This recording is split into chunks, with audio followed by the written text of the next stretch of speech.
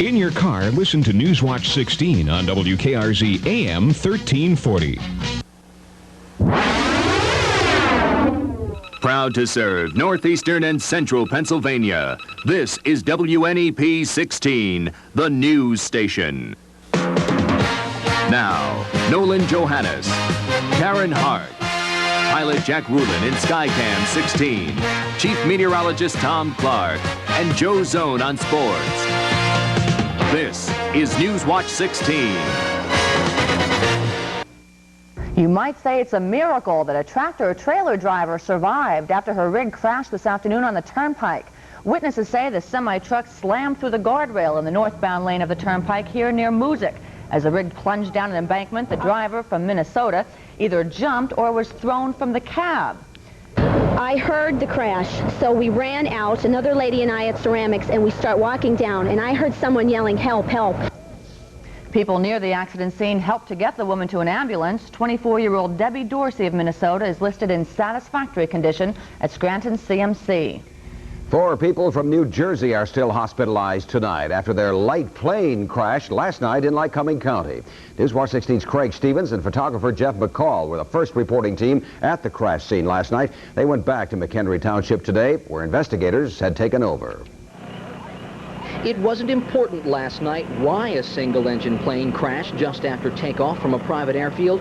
What was important was treating the injured at the crash site in northwest Lycoming County.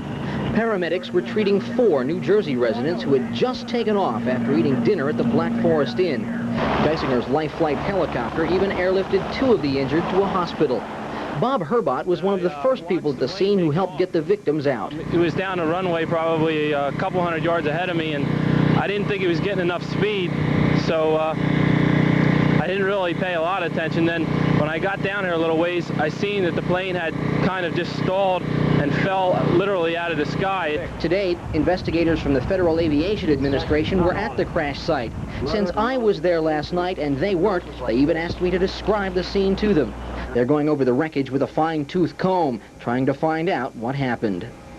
This is only part of the investigation the Federal Aviation Administration will conduct into the cause of this crash. The investigators will also have to talk to all 4 people on board, so it could be actually several months until we know for sure what made this plane come down. Craig Stevens, Newswatch 16, McHenry Township, Lycoming County. The weather forecast is next with our chief meteorologist, Tom Clark. We sure had some nasty weather a little bit earlier, Tom. Yeah, Any more in store? Not really. It's over with for now. I think you'll like tomorrow, and when we come back, we'll take a sneak preview into the weekend.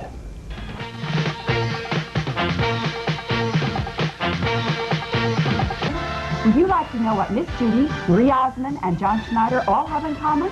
We're all part of a very special team that's out to help the kids of northeastern and central Pennsylvania lead healthy and happy lives. It's the Children's Miracle Network Telethon to benefit the Children's Hospital at Geisinger Medical Center. It'll be broadcast live right here on WNEP TV, Channel 16. But remember, 100% of the money that is raised in northeastern and central Pennsylvania is going to stay right here.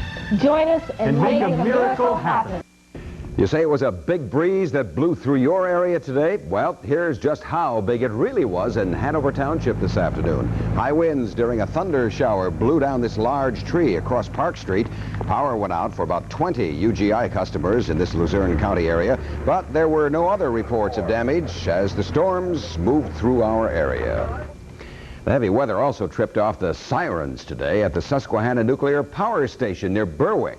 That put the local police on the alert, but it was only Mother Nature playing some games, thank goodness. Yeah, well, let's see what else Mother Nature has in store for us. Hopefully some sunshine, Tom. Yeah. Karen, I know you're having withdrawal symptoms. I am. Okay, I have good news for you. The sun is coming out now in the backyard, but I lost all my blossoms today in those gusty winds. Let me show you how lower the temperature is now than what it was earlier today. The front came through this afternoon. It's now down to 61. The humidity is still a bit high.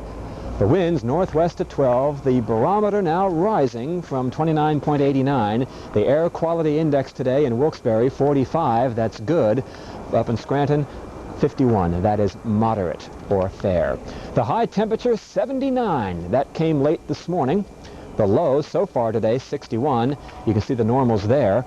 The record low, 36. Hey, that was set back in 1967. A wet day today.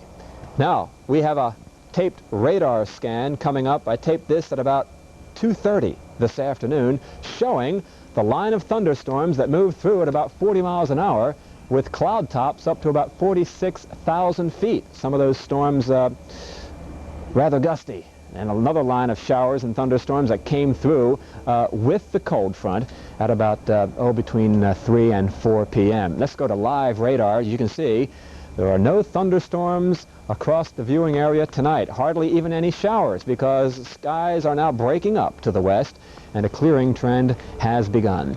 Now, I just got a call from Wilkes College from the Department of Earth and Environmental Science, and they measured the acidity of today's rainfall at 3.5. Now, I'm told a typical value over the past year is about 4. Anything less than 5.5 is considered acidic, so today's reading was a bit low. Now, we have coming up the Newswatch 16 color satellite picture. There's the front coming through there. And we had some heavy rain in Swoyersville this afternoon, just as I was speaking to the 6th and 7th graders at the Holy Trinity School. And I know they're all watching tonight. They should be. They better be. Now, look at the clearing trend coming in from the west. We will enjoy sunshine tomorrow. Weather systems racing across the country. This line here will come through early Saturday, and I think that's going to set us up for below normal temperatures through the Memorial Day weekend. So do not expect any warm, sun-filled weather Saturday, Sunday, and Monday as I see it now. Now, here we go for the forecast coming up for tomorrow. Fresh and clean. You're going to love it. A beautiful day. Lots of blue skies, some puffy cumulus clouds, and the high in Forest City, a comfortable 70. Swoyersville, 74. Hello, guys. Berwick, 75. Allentown, Selinsgrove, Linden, well into the 70s tomorrow. A west wind, no more than 17 miles per hour in the afternoon. Now, check out your health watch there. Drier air, lots of sunshine, normal temperatures, a good day to exercise, even lay in the sun for that matter. Sunrise and sunset right there. It goes down now at 8:22. For tonight, the clearing trend, the stars will come out. Temperatures down to about 50 in most places tonight in the Poconos and the mid to upper 40s for lows tonight. Beautiful tomorrow. Look at Friday, warm and windy, a high near 80 on Friday. Get set. Now Saturday, some sunshine. There is the chance of a shower as that next front moves through. 68 the high. A cool Sunday, only in the low to middle 60s. And I'll have more about the weekend tonight at 11. All right, we'll be waiting. Yeah. Okay, thanks, Tom. Thank you. Joe Zone's coming up next with Newswatch 16 Sports. And he'll also continue the series Class of the Past. Tonight, we return to the days of 1951.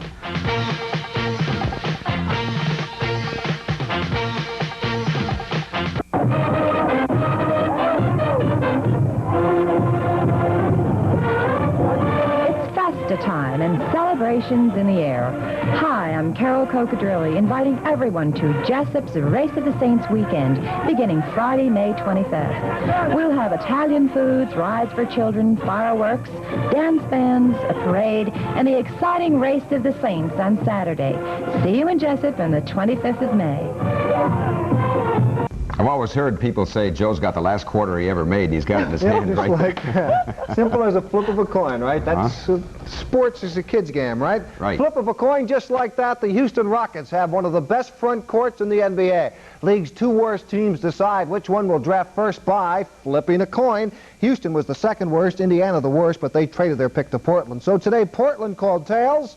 It came up heads. Houston, with the first pick, says it'll go after Hakeem Olajuwon, the big center from Houston, and move Ralph Sampson to power forward. Boy, that is a mean 1-2 punch. Draft is scheduled for June 19th. Portland, incidentally, with that second choice, says it'll go for Sam Bowie. Playoffs tonight, both the Celtics and the Lakers looking to wrap it up. I'll have highlights on the update.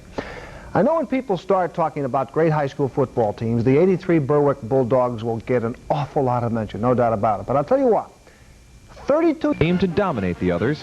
It was 1951, and again the Swoyersville Sailors had a powerhouse football club, a team with all the right tools to win it all. We weren't small. We had speed. We had size. We were considered a big high school team. We had a quick halfback Chiskevich, who did a tremendously good job. And besides the fact that he was small and fast, he was quick. He would be through that line in a split second. And it was just a case of having a real good running team behind a tremendously good line, big line, quick line, and that's it. We didn't meet any of the opposition who could handle that ball club that year. The first game was like 32-0 Kingston. The second game was Newport 34-0. The next game, I think, was Hanover, was 52-13. Then we come up to GAR, and we had them. The score might seem close. It was 26-21, but we were ahead by 2 touchdowns, and we had a touchdown call back. We did win anyway, and then after that, the rest of the games were kind of easy. They let Swoyersville have enough conference games, and we beat Larksville at Kingston, at Plymouth Stadium. The Swoyersville list of victims went on to produce an undefeated record and yet another berth in the Eastern Conference title game against Pottsville. All we could hear prior to the championship game was that Pottsville was too much for us, that the good Swoyersville teams that at least the reputation of the good Swoyersville teams would not prevail at the Pottsville game, so it wasn't difficult to get the boys up. We won 20-2, and we had no... There was never any game in doubt for us, let's say, in that year. We had never had a doubt that we were going to lose because the scores told the tale. When we finished up, it was always 2 or 3 touchdowns, 3 or 4 touchdowns. And that's what made this team. This team was, hey, we were the best. There is no more Swoyersville football team that this borough can call its own. As a matter of fact, there's no more Swoyersville High School. But in 1951, when they did win the Eastern Conference Football Championship, and they practiced on this field, which is now a housing development, their coach taught them that one extra special thing that made them the champions they were. One for the other, each for everyone, and everyone for the whole team. Tim Karlson, Newswatch 16 Sports.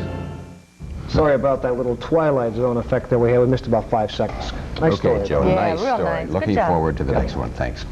Stick around. We'll tell you about the latest hoopla at the movie theater. The summer crop of films is in, and one of them is turning into a box office smash. That's next as Newswatch 16 continues.